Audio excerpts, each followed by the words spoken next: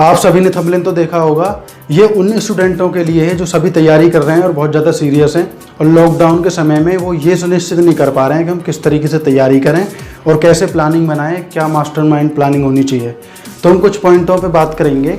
तो सिर्फ 10 पॉइंट हैं, लेकिन वो 10 के 10 इतने ज़बरदस्त पॉइंट हैं। अगर आपने एक एक पॉइंट माना और अपने जीवन में उतारा तो मैं सच बताता हूँ, 1 साल बाद वापस इस वीडियो को देखना और मुझे कमेंट करना कि आपको कितना फ़ायदा हुआ।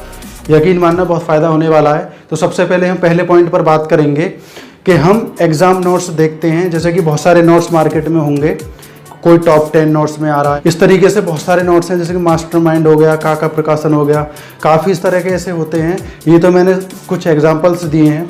तो काफ़ी सारे नोट्स हैं, हमें सारे नोट्सों को लेकर तैयारी नहीं करनी है। हमें क्या करना है, हमें कोई एक नोट्स लेना है, उसको लेकर रिवीजन करना है, वरना हम डबल माइंडेड हो जाएंगे। हम खुद नहीं समझ पाएंगे कि हम कौन से नोट्स की बात माने, किस नोट्स से हम तैयारी करें। तो इसलिए एक नोट्स कोई लेना है, उस पर भरोसा करके, उसी पे भरोसा करके तैयारी करनी है, तब आपकी तैयारी सफल हो पाएगी और आप एक रास्ते पर चल पाओगे, डबल माइंडेड नहीं होंगे और कन्फ्यूज नहीं होंगे और तैयारी भी ज़बरदस्त हो जाएगी। अगले पॉइंट पर हम बात करेंगे 1 ईयर प्लान। पूरे साल की प्लानिंग कर लेनी है कि हमें किस तरीके से तैयारी पे ध्यान देना है, किस तरीके से तैयारी करनी है। एक पेपर ले लेना है, वाइट पेपर, और इस पर पूरी तरीके से 12 के 12 महीना की एक प्लान बना लेना है कि हम किस तरीके से अपने सब्जेक्टों की तैयारी करने वाले हैं।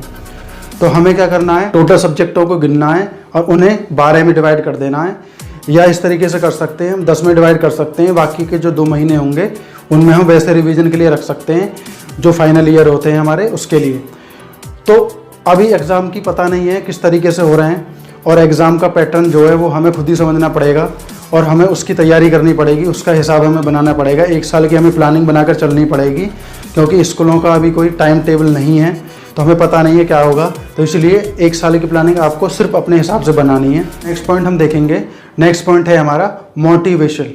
कोई भी मोटिवेशनल बुक जरूर पढ़नी है, क्योंकि स्टूडेंट लाइफ में काफ़ी सारे उतार चढ़ाव आते हैं। कभी नंबर कम आते हैं, कभी नंबर बहुत ज़्यादा कम हो जाते हैं, कभी और कोई परेशानी होती है, कभी कहीं स्ट्रेस में हम आ जाते हैं, कोई सब्जेक्ट हार्ड होता है तब हमें दिक्कत होती है। तो कई सारी परेशानियों का हमें सामना करना पड़ता है।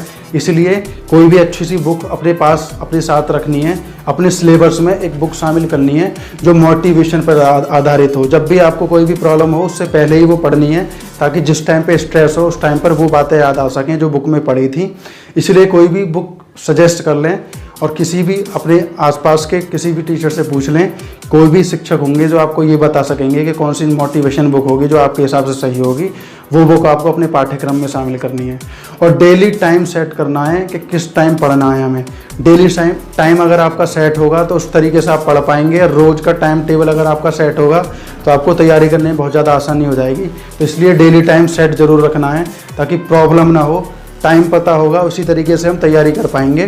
तो डेली टाइम सेट करना इसलिए मैं बोल रहा हूँ क्योंकि काफ़ी सारे काम हो जाते हैं हमें। ऐसा नहीं है कि सिर्फ पढ़ना ही है, और बाकी सारे काम भी होते हैं, जैसे कि खेलना भी होता है, थोड़ी बहुत घर में भी हेल्प करनी होती है, और थोड़ा आराम भी करना होता है।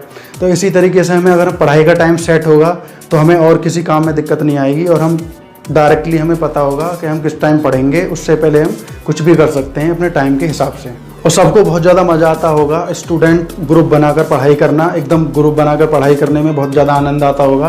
तो ग्रुप बनाकर पढ़ाई करनी चाहिए, लेकिन अपने से सीनियर अपने फ्रेंड बनाने हैं। जैसे कि मान लो आप 10th में हैं तो 12th के फ्रेंड होने चाहिए, BSc के, या मतलब ग्रेजुएशन के होने चाहिए, किसी भी ग्रेजुएशन में हो या कोई भी डिप्लोमा ले रहे हो।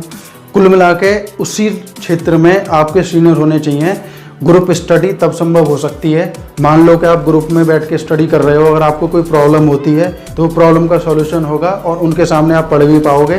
क्योंकि जो आसपास के होंगे, जो आपके साथ के होंगे, उनके साथ में आपकी पढ़ाई नहीं होगी, क्योंकि ग्रुप स्टडी कभी नहीं हो पाती है, कभी भी सक्सेसफुल नहीं होती है।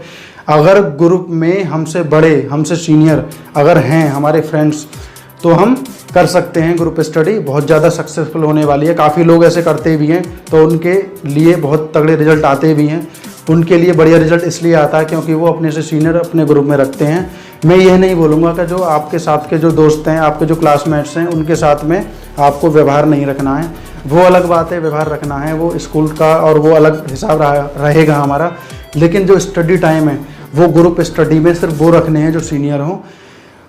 उसी तरीके से हम रख सकते हैं जैसे हमारी सुविधा हो। जैसे कि हम बॉयज़ हैं तो बॉयज़ में हम रख सकते हैं, हमारे सिस्टर हों या हमारे ब्रदर हों, कोई भी हों, या हमारे पड़ोस में कोई हों उनके साथ में कर सकते हैं। कोई गर्ल्स है तो वो भी इस तरीके से रख सकती हैं, उनके ब्रदर हों या सिस्टर हों या पड़ोस में कोई भी हो, उस तरीके से ग्रुप स्टडी में अपना ध्यान रख सकते हैं। नेक्स्ट पॉइंट पर हम ध्यान देंगे कि हमारा खेल का जो टाइम है वो भी फिक्स होना चाहिए, क्योंकि हमारे शरीर की गतिविधि भी एकदम फिट फॉर होनी चाहिए।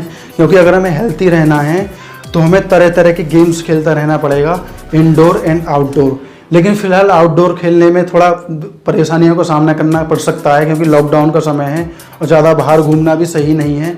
तो इसलिए इंडोर गेम भी हम खेल सकते हैं, काफ़ी सारे हैं। रैकेट हम खेल सकते हैं, कैरम हम खेल सकते हैं, या हम छोटा सा कोई फील्ड हमारा होता है तो वहाँ हम क्रिकेट खेल सकते हैं छोटी सी जगह में, घर घर के लोग मिलकर। तो इस तरीके से हम खेल का समय अगर फिक्स रखेंगे तो हमारा माइंड भी चुस्त रहेगा एकदम, और एकदम हमारा शरीर भी एकदम ज़बरदस्त रहेगा। उसी तरीके से हमारी तैयारी पर भी कोई फ़र्क नहीं पड़ेगा, ताकि हमारा माइंड भी तरोताज़ा रहेगा। तो नेक्स्ट पॉइंट पर चलते हैं। तो कभी भी हम प्लानिंग बनाएं और सब्जेक्टों को लगाएं तो हमें क्या करना है, हमें बड़े हिसाब से सब्जेक्ट को लगाना है। जैसे मान लो कि हम 1 ईयर की प्लानिंग बना रहे थे, या हम आज की प्लानिंग बना रहे हैं, डे बाय डे की प्लानिंग बना रहे हैं, तो उस प्लानिंग में हमें क्या करना है, आसान के साथ में कठिन सब्जेक्ट रखना है, आसान के साथ में कठिन। तो इस तरीके से क्या होगा कि हम आसान सब्जेक्ट पढ़ेंगे फिर कठिन पढ़ेंगे, तो दोनों की तैयारी अच्छे से हो पाएगी और बढ़िया तरीके से हम तैयारी कर पाएंगे, और वो तैयारी सक्सेसफुल भी होगी। क्योंकि आसान और कठिन इस तरीके से पैटर्न बनाकर ही तैयारी बढ़िया हो पाएगी। और आप यह काम करके देखना और फिर मुझे बताना कमेंट में कि आपको कितना फ़ायदा इससे हो रहा है। वाकई में फ़ायदा होगा, क्योंकि मैं भी एक टीचर हूँ, मैंने भी काफ़ी लोगों को ये देखा है करते हुए, प्रैक्टिकली देखा है, मेरा अनुभव खुद का भी रहा है। काफ़ी सारे फ़ायदे आपको मिलने वाले हैं अगर आप इन पॉइंटों को मानते हैं। और नेक्स्ट पॉइंट हम देखेंगे, नेक्स्ट पॉइंट है हमारा माइंड को आराम देना है। जैसे कि मान लो एग्ज़ाम टाइम हमारा चल रहा है, एग्ज़ाम टाइम में हम क्या करते हैं कि हम पेपर से 1 दिन पहले भी पढ़ते हैं, और उस दिन रात को पढ़कर सोते हैं कि सुबह को पेपर है। और कुछ लोग तो क्या करते हैं कि जिस दिन पेपर होता है उस दिन भी पढ़ते हैं। तो ऐसा नहीं करना है, क्योंकि जब हम साल में तैयारी कर रहे हैं तो वो साल का टाइम हमें इसलिए तो मिला है ताकि हम पूरी 1 ईयर में तैयारी कर सकें।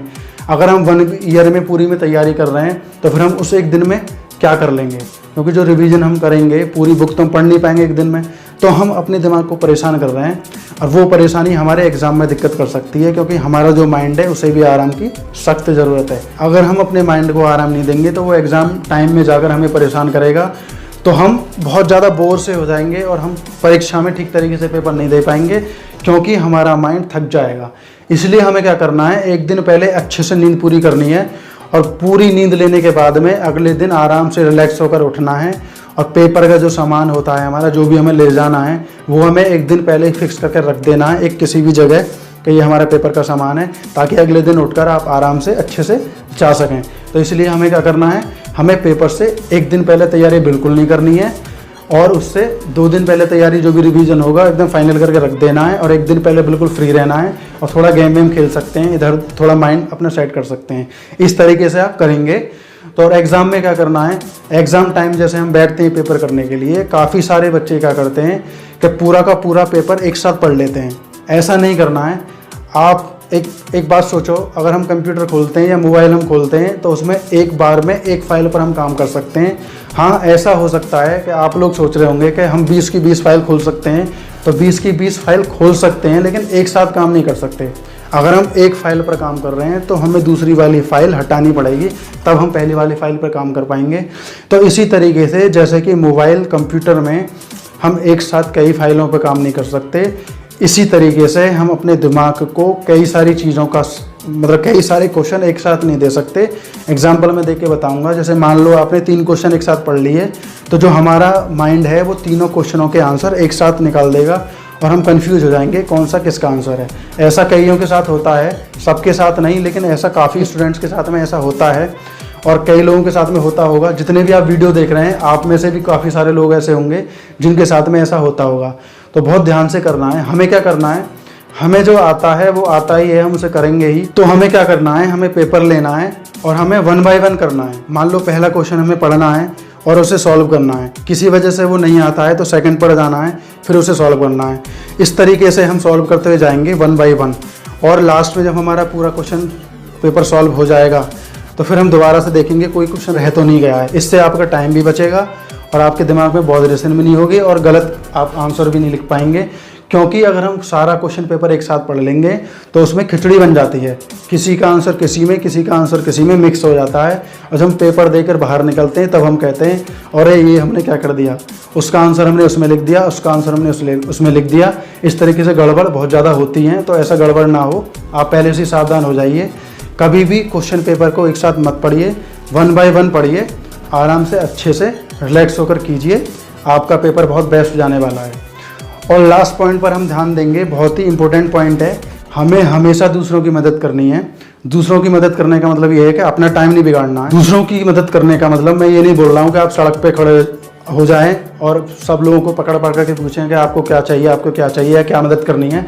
इस तरीके से नहीं करनी है। हमें दूसरों की मदद करने का मतलब है जहाँ भी हमारी ज़रूरत है हमें वहाँ हेल्प करनी है, और हेल्प से क्या होगा कि आपके मन को शांति मिलेगी और बहुत अच्छा सा महसूस होगा। और छोटों का आदर करना है और बड़ों का सम्मान करना है, मन को शांति मिलेगी, क्योंकि हम भी किसी न किसी से छोटे हैं और बड़े हमारा अगर आदर करेंगे हमें बहुत अच्छा लगेगा। अगर हम किसी से बड़े हैं और छोटे हमारा सम्मान करेंगे तो हमें बहुत बेस्ट लगेगा। इस तरीके से अगर हम करते हैं तो हमारी स्टूडेंट लाइफ बहुत ज़बरदस्त जाने वाली है। और अपनी प्लानिंग को इस तरीके से सेट करें ताकि आप हर काम कर पाएँ, आप थोड़ा बहुत गेम भी खेल सकें और अपनी प्लानिंग को ठीक तरीके से सेट भी कर सकें। तो इस तरीके से अपने आप को फिक्स एकदम रखना है। और आशा करता हूँ आपको ये बातें बहुत ज़्यादा अच्छी लगी होंगी और इन सभी को फॉलो करना। बताने का तरीका मेरा कुछ और हो सकता है, लेकिन आप बिल्कुल सही तरीके से समझे होंगे। मुझे आपको पूरा भरोसा है कि आप इस सारे पॉइंटों पर ध्यान देंगे और ठीक तरीके से इन्हें फॉलो भी करेंगे।